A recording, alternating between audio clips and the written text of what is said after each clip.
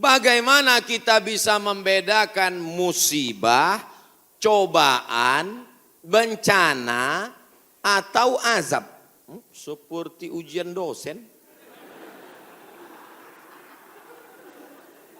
Misalnya virus corona yang sedang merebak sehingga dampaknya pada kaum muslimin, khususnya muslimin di Indonesia yang tidak dapat melaksanakan ibadah umroh. Pertanyaan dari Bapak Ridwan Ahmad Faizin Emrian Abidin Bandung. Ternyata ini pertanyaan kolektif. Misalnya saya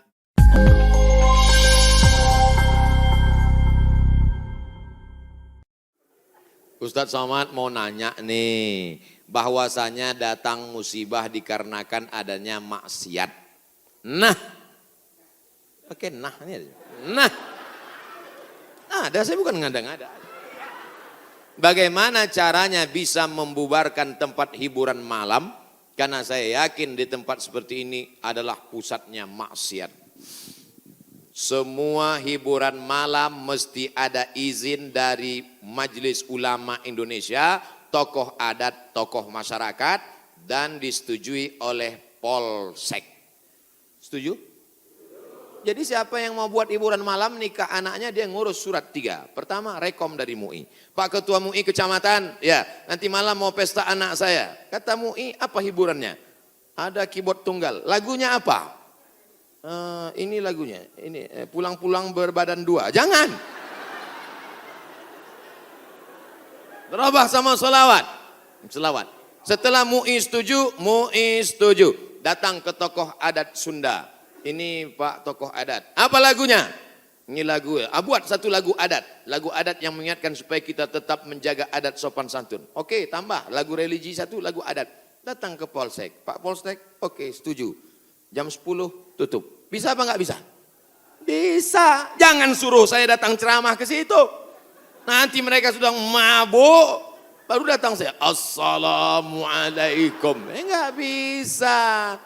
Ini amar ma'ruf nahi mungkar ini bukan cuma tugas ustadz, tapi tugas kita bersama. Di masjid ustadz menyampaikan ceramah, bapak ibu memfasilitasi, anaknya nikah, perbuatannya baik, sakral, menghalalkan yang haram.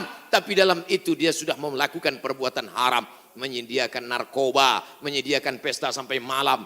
Insya Allah kalau sepakat yang 3, polisi, tokoh agama, tokoh adat, DPR tingkat kabupaten provinsi, peraturan daerah, pesta keramaian hanya boleh sampai jam 9 malam. Lewat dari itu pengawasan polisi boleh menangkap. Bisa atau tidak bisa? Bisa. Makanya kita harus berjamaah menangkal ini semua. Insya Allah kalau sudah orang-orang masjid duduk memilih wakil-wakil rakyat yang juga peduli, maka akan terwujud negeri kita tetap menjadi baldatun thayyibatun wa rabbun ghafur. Makanya sebarkan pengajian. Siapapun ustadz yang datang ngaji, Ustadz Jujun Junaidi ngaji, Ustadz Abdul Somad ngaji, Ustadz ngaji. Datang, duduk, diam, dengar. Ada snack, makan. Enggak ada, istighfar.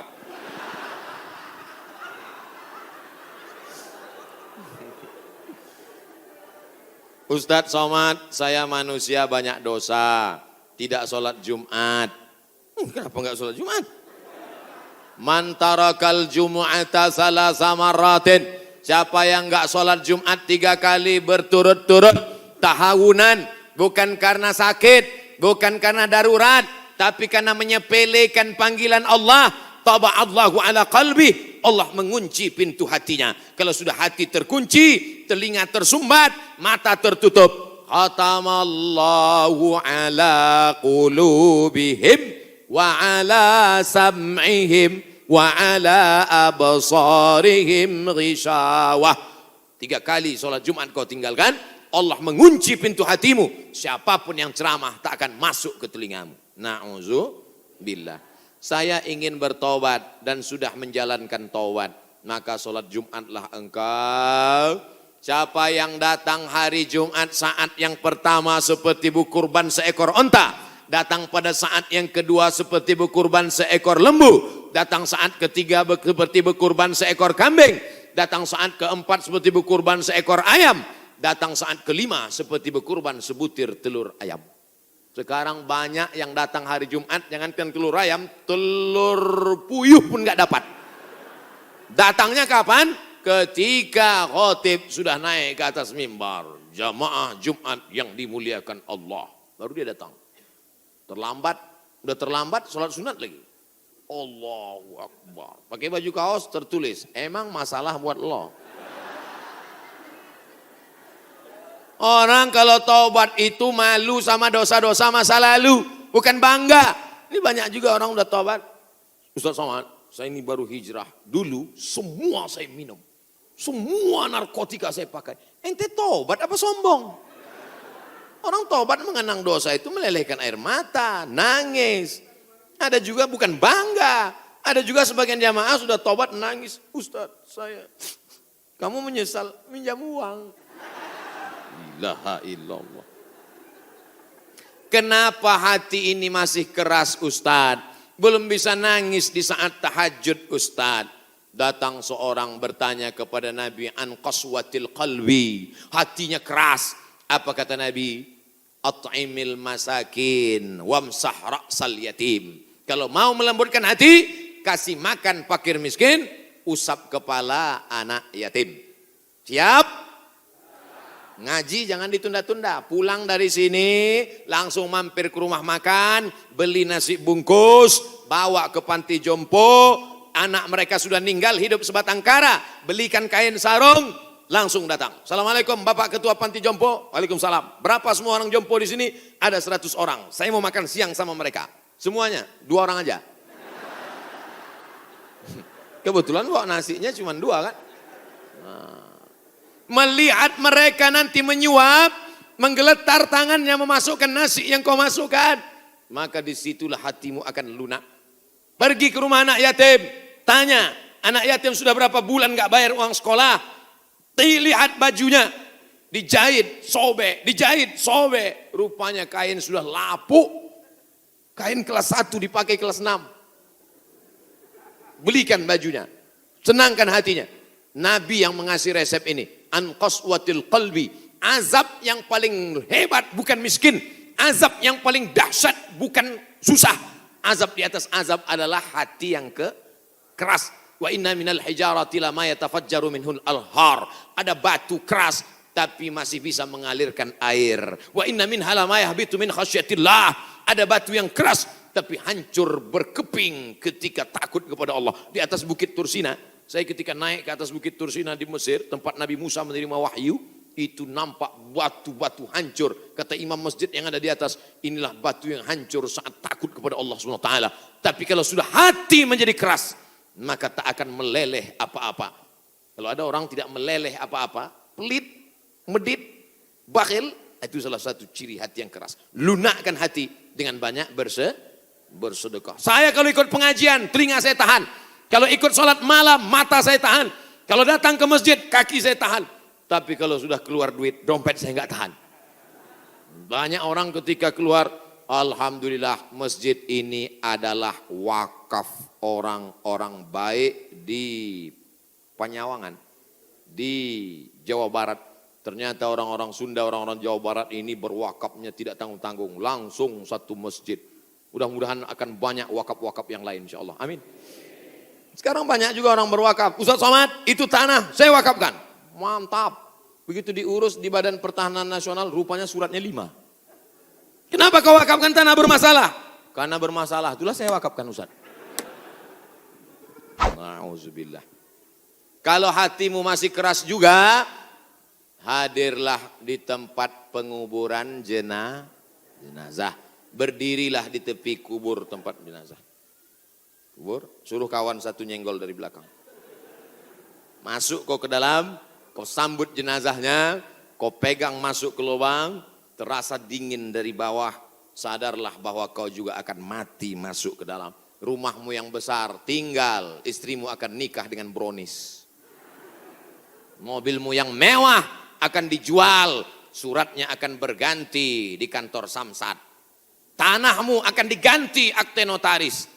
Kau hanya akan membawa 2-3 helai kain kafan digulung macam dodol Garut. Apa yang kau bawa mati menghadap Allah Subhanahu wa taala? Ada orang Islam mati bawa seragam, ada. Tadi saya baru dikasih jaket kulit, sayang sekali. Tapi jaket itu pun tinggal kalau kau mati, Abdul Somad. Kenapa enggak dipakai sekarang? Panas. Apa yang kau bawa mati? Kalau pernah kau usap kepala anak yatim, kalau pernah kau infak sedekah untuk masjid, itulah yang akan kekal abadi. Yang mewakafkan tanah ini sudah meninggal, tapi terang kuburnya, lapang makamnya insya Allah. Amin. Pikirkan, orang yang cerdas bukan yang IP-nya 4. Orang yang cerdas bukan otaknya hebat. Al-Kayyis orang yang cerdas. Mandana nafsahu, mampu menekan hawa nafsunya. Wa amila lima ba'dal maut. Dia beramal, berpikir setelah mati. Ini banyak orang mikirnya setelah pensiun. Saya alhamdulillah Pak Ustaz udah siap nih setelah pensiun nanti. Memangnya yakin malaikat maut datang setelah pensiun? Banyak malaikat maut datang sebelum pensiun. Pikir baik-baik. Pikir itu pelita hati. Lama berpikir sakit hati.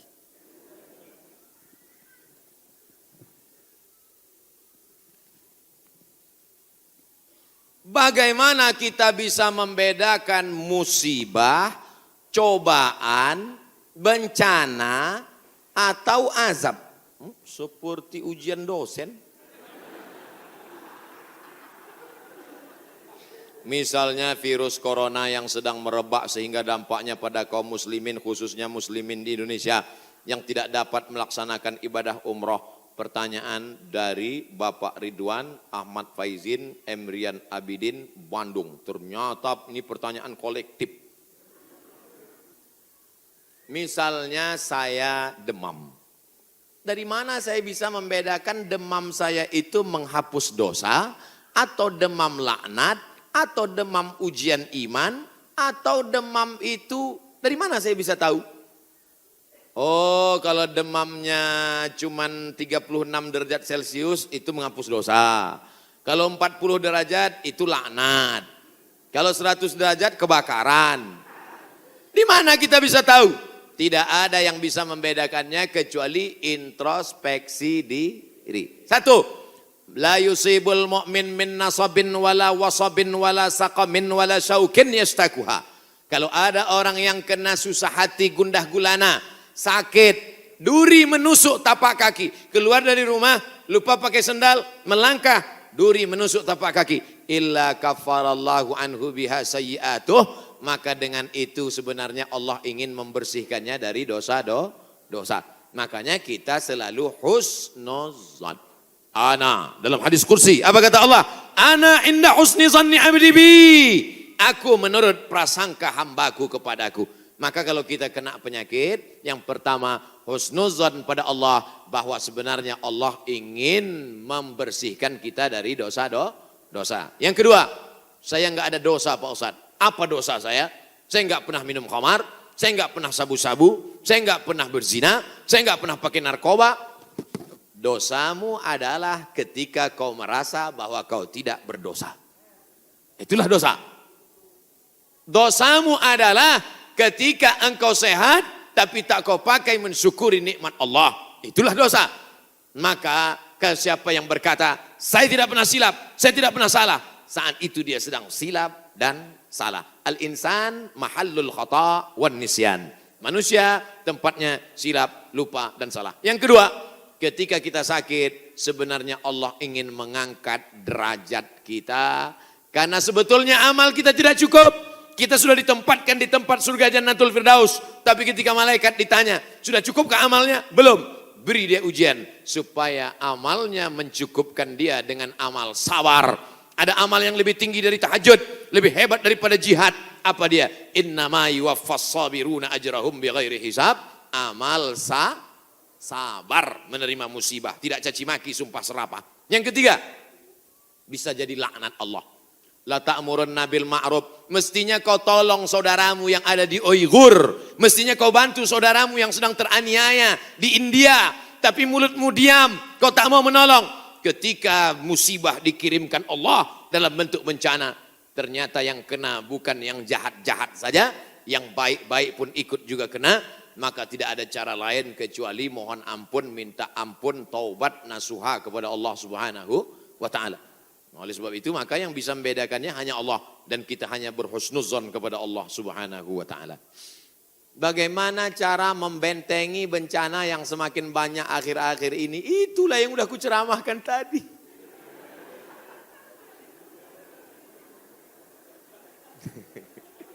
Itulah yang udah kita bicarakan selama 1 jam 15 menit tadi, brother. Tadi saya yakin ini pertanyaannya dibuat sebelum ceramah. Apabila kita sudah baca amalan-amalan penangkal musibah, tapi musibah masih saja terus datang, bagaimana sikap kita sebagai muslim? Man lam yardha bi qada'i, siapa yang tidak ridha menerima takdirku, walam yasbir bi balai, siapa yang tidak sabar menerima ujianku, falyatlub rabban siwaya, carilah Tuhan selain aku. Ada Tuhan selain Allah? La ilaha illallah. Maka kita tidak ada cara lain kecuali ridha, ikhlas, terima ketetapan Allah. Makanya ketika bangun pagi apa doanya? Raditu billahi rabba, aku ridha menerima Allah sebagai Rabb. Apapun yang kau beri aku terima ya Allah. Wabil islami dina, aku ridha Islam sebagai agamaku. Apapun perintah dan larangan Islam ku amalkan. Wabi Muhammadin nabiyya wa rasula, aku ridha Muhammad sebagai rasulku. Maka kita ikut sunnah Rasulullah Muhammad sallallahu alaihi wasallam. Terjadi juga ridha. Tapi kalau terjadi karena kurang usaha, hukum sebab akibat. Sudah disimpan uang di dalam dompet, dompetnya dikunci, dompetnya dalam laci, lacinya dikunci, lacinya dalam lemari, lemarinya dikunci, lemarinya dalam kamar, kamarnya dikunci, kamarnya dalam rumah, rumahnya dikunci, rumahnya dalam komplek, kompleknya dikunci. Hilang juga. Terus mau ngamuk. Tidak ada cara lain kecuali ridha kepada Allah. Tapi kalau punya sepeda motor, enggak dikunci. Malah berhenti, mesinnya hidup, kuncinya diletakkan. Terus sibuk beli ngobrol. Beli kangkung 2 ikat, ngobrolnya 2 jam. Ketika dilihat, hilang. Terus ketika hilang, suaminya nanya, mana motor kita? Ridho mas. Itu bukan ridho, goblok. Mohon maaf, saya keceplosan. Oleh sebab itu maka tetap ada Ahlus Sunnah wal Jamaah mengajarkan kita ada namanya al-kasbu wal ikhtiar. Bahasa kitanya namanya usaha. Kalau pemerintah menyuruh pakai masker, usaha. Jangan tidak ikut. Suruh cuci tangan sering. Sebetulnya kita nggak perlu belajar masalah cuci tangan. Ada nggak ada virus kita tetap cuci tangan. Betul? Subuh cuci tangan, zuhur cuci tangan, asar cuci tangan, maghrib cuci tangan, isya cuci tangan, tahajud cuci tangan, witir cuci tangan, duha cuci tangan. Orang Islam paling sering cuci tangan. Makanya saya heran kalau sampai anak-anak kita diajarkan, mama, siapkan gayung sama sabun. Untuk apa nak? Hari cuci tangan internasional. Loh, kita nggak perlu diajari cuci tangan. Nanti takutnya 20 tahun akan datang, ada lagi namanya Hari Cebok Nasional. Dari 14 abad yang lalu kita sudah bersih, betul? Tidak akan ada bakteri bersarang di ujung-ujung jari kita karena kita paling sering cuci tangan. Tidak akan ada bakteri yang bersarang di ujung kuku kita karena kita paling potong kuku hari Jumat. Kalau seminggu tak akan mungkin kukunya panjang. Makanya Nabi berkata, azfaraka kukumu. Kenapa panjang? Inna syaitana yaqudu ma tala minha. Setan duduk di kuku yang panjang. Makanya pertama yang dijaga dalam Islam adalah kebersihan. Kuman datang, binatang dipotong. Setelah dipotong darahnya keluar. Karena ternyata bakteri ada di dalam darah. Setelah darahnya keluar, dipotong-potong, dicuci sampai 4 kali. Ibu, saya tidak punya saudara perempuan. Waktu masih kecil di rumah, bantu ibu di rumah.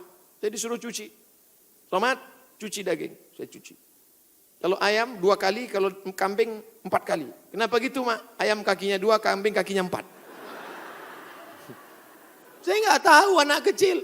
Sekarang saya baru tahu. Ternyata ayam dagingnya putih, darahnya nggak banyak. 2 kali sudah bersih. Tapi kambing sekali masih merah, 2 kali masih merah, 3 kali agak pucat, 4 kali bersih. Setelah itu baru dimasukkan, dibuang airnya, disolawatkan, baru dimasak. Mereka tidak, kambing tidak dipotong, kambing matinya di stunning. ada pistol tapi pelurunya nggak keluar, ditahan. Itu skalanya 8, ditembakkan ke kening sapi, tembak ke kening sapi, sapinya mati, darahnya nggak keluar. Kalau sampai 8 mati, tapi kalau 7 bodoh aja. Itu sapi-sapi dari Australia yang datang ke tempat kita yang liar seperti banteng, itu ditembak otaknya skala stunning 7. Bodoh. Nah, ibu kalau ada bapak yang liar, tembak skala 7. Itu bodoh. Mas, mama mau pergi arisan, pel lantai, mandikan anak, dan papa. Nah itu udah kena stunning. Jangan diamal. Tidak dipotong, hanya stunning 8 skala, akhirnya sapi tumbang, darahnya masih dalam daging, bercampur dengan darah bakteri penyakit, dipotong-potong, diletakkan di atas api yang tidak terlalu matang, bolak-balik, enggak dicuci, darah enggak keluar, masuk ke dalam roti, dicampur, dimakan barbecue. Habis dimakan kena penyakit Medco, ko sapi, med gila, medco sapi gila. Sapi aja yang halal bisa jadi penyakit, apalagi yang dimakan kelelawar, Batman.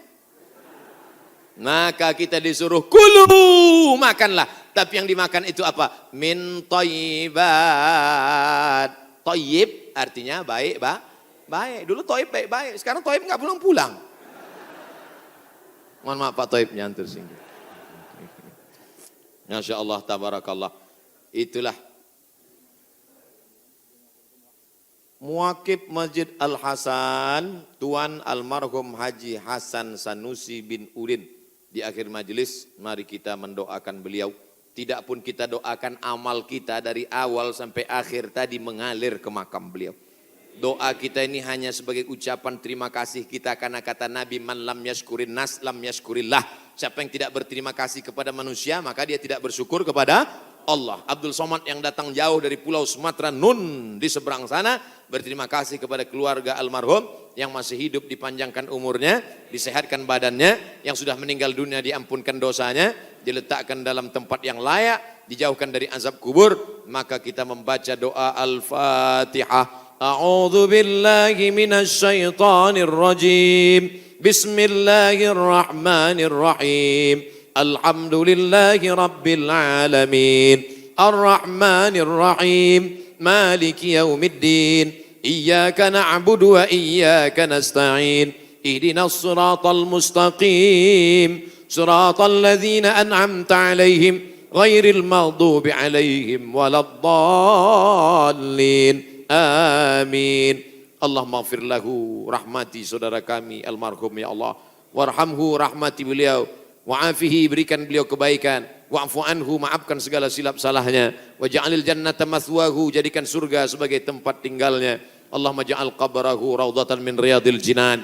Jadikan kuburnya salah satu dari taman-taman surgamu ya Allah. La taj'al qabrahu hufratan min hufarin niran. Jangan jadikan kuburnya salah satu dari lubang nerakamu ya Allah. Allahumma akrimna wa la tuhidna, muliakan kami, jangan hinakan kami ya Allah. Allahumma dafa'ana al-ghala wal waba wal fahsya wal riba wal zina wal munkar. Selamatkan negara kami, Negara Kesatuan Republik Indonesia dari malapetaka, bencana, musibah, wabah, penyakit, zina, narkoba, perbuatan keji dan munkar. Allahumma a'inna, tolong kami ala zikrika, supaya hati kami senantiasa berzikir mengingatmu, wa syukrika, selalu bersyukur padamu, wa husni ibadatik, selalu beribadah dengan ibadah yang terbaik ya Allah. Ya muqallibal qulub, engkau yang membolak-balikkan hati, sabbit qulubana, kokohkan hati kami ala dinik, dalam agamamu, wa ala ta'atik, dalam ketaatan kepadamu. Allah majma'na ma'al habibil mustafa fi jannatikal ula, satukan kami dalam surga jannatul firdaus bersama Nabi Muhammad sallallahu alaihi wasallam. Allah maj'alna minal mutahabbina bijalalik, jadikan kami orang-orang yang berkasih sayang karena engkau. Azillana tahta zilli arsyika, pada saat kami bangkit di padang mahsyar tak ada tempat bernaung, berikan kami naungan singgasana arasmu ya Allah. Rabbana ighfir lana dzunubana, ampunkan dosa kami, wali abaina, ayah kami, wali ummahatina, ibu kami, wali azwajina, pasangan hidup kami, wali dzurriyyatina, anak cucu keturunan kami, wali man hadarana, semua yang hadir di majelis ini pulang dalam keadaan ampunan dosa-dosa ya Allah. Wali man ghaba anna, saudara kami yang tak dapat hadir tapi ada niatnya, maka ampunkan juga dosa mereka ya Allah. Wali ikhwanina alladzina sabaquna bil iman, saudara-saudara kami yang sudah mendahului kami dengan iman. Allahumma zidna ilma, tambahkan ilmu kami, warzuqna fahma, berikan kami pemahaman yang benar. Allahumma ja'al abna'ana wa banatina minas salihin was salihat, jadikan anak-anak kami anak-anak yang saleh dan salihah, min huffazil Quran wal hafizat, menjadi para penghafal Al-Quran, minal mujahidina fi sabilik bi amwalihim wa anfusihim, mereka akan berjuang menolong agamamu dengan harta dan nyawa mereka ya Allah. Allahumma khtim lana bi husnil khatimah wa la takhtim alaina bi su'il khatimah. Allahumma ja'al akhir kalamina 'inda intihai ajalina, jadikan akhir kalam kami ketika ajal kami sampai, saat malaikat maut mencabut nyawa kami, yang terakhir keluar dari mulut kami la ilaha illallah Muhammadur Rasulullah sallallahu alaihi wasallam. Rabbana atina fid dunya hasanah wa fil akhirati hasanah wa qina adzabannar. Wa sallallahu ala sayyidina wa maulana Muhammad wa ala alihi wa sahbihi wa sallam. Walhamdulillahi rabbil alamin. Taqabbalallahu minkum minna wa minkum taqabbal ya karim. Terima kasih segala perhatian, mohon maaf segala kesilapan dan kekhilafan. Pulang dengan tenang, jaga kebersihan masjid, angkat sampah-sampah, buang pada tempatnya, jaga kebersihan kesucian. Wassalamualaikum warahmatullahi wabarakatuh.